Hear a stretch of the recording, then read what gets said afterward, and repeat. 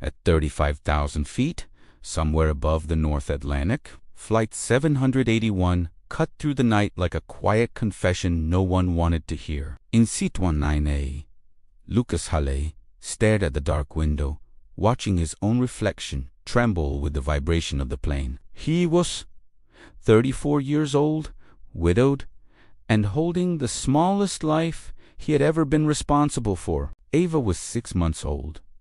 She had his wife's eyes. That was the problem. Every time Lucas looked at her, the grief came back sharper, heavier, more accusing. His wife had died during childbirth. No complications warning.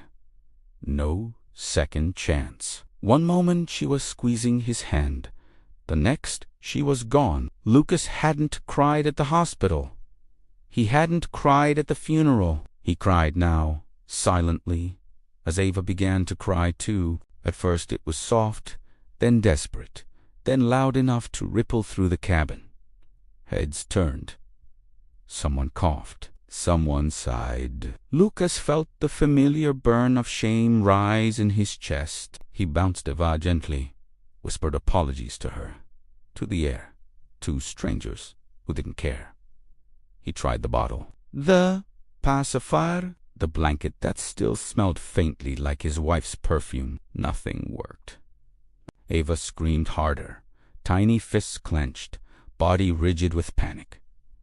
Lucas's thoughts spiraled. He hadn't wanted to take this flight. He was flying from Dublin to Boston to hand Ava over to his sister. Just temporarily, he told himself, just until he could breathe again. Just until he figured out how to be a father without collapsing.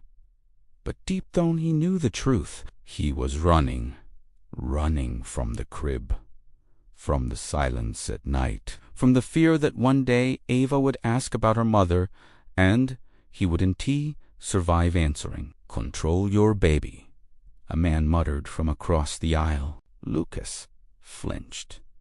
He nodded apologetically, even though the words felt like a verdict. That was when a woman stood up from the row behind him. She was tall, early 70s, posture straight despite the years. Her hair was white, her expression calm in a way that felt earned. She leaned close and spoke softly. "May I sit with you for a moment?" Lucas hesitated, embarrassed, exhausted, empty. He nodded. "She didn't reach for Ava right away. She waited." "Her cries aren't anger," the woman said gently. "They're fear. Planes scare babies, and tired fathers too." Lucas let out a broken laugh that turned into a sob. Before he could stop himself, the words spilled out. "I don't know if I can do this." "I don't think I'm enough." The woman studied his face, then slowly held out her arms. "May I?" Lucas handed Ava over like he was surrendering something fragile inside himself. The change was immediate. Ava's cries softened, then slowed, then stopped completely as the woman rocked her with practiced ease. The cabin seemed to exhale. Lucas stared, stunned. "I need to tell you something," the woman said, eyes still on Ava. "I once sat on a plane like this with my own daughter," she cried. "I panicked. I felt judged. And when we landed, I walked away."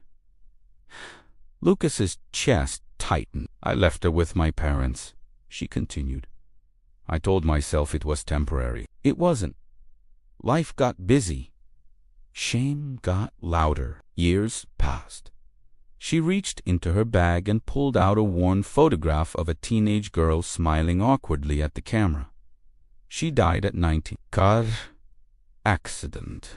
We hadn't spoken in 7 years.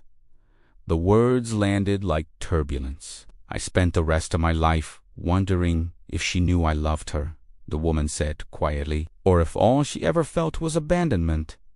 She handed Ava back to Lucas, who was trembling now. "Don't confuse exhaustion with incapacity," she whispered, "and don't confuse fear with truth." The seatbelt sign chimed. The plane began its descent. When Lucas looked up to thank her, the woman was already walking away. At his feet lay a folded boarding pass. On the back, written in careful handwriting, were the words, "Love doesn't require certainty, only presence." Lucas didn't give Ava to his sister. He went home. He learned how to survive nights, how to cry when he needed to, how to stay. And years later, when Ava asked about her mother, Lucas told the truth. Not perfectly, but earnestly, and that was enough.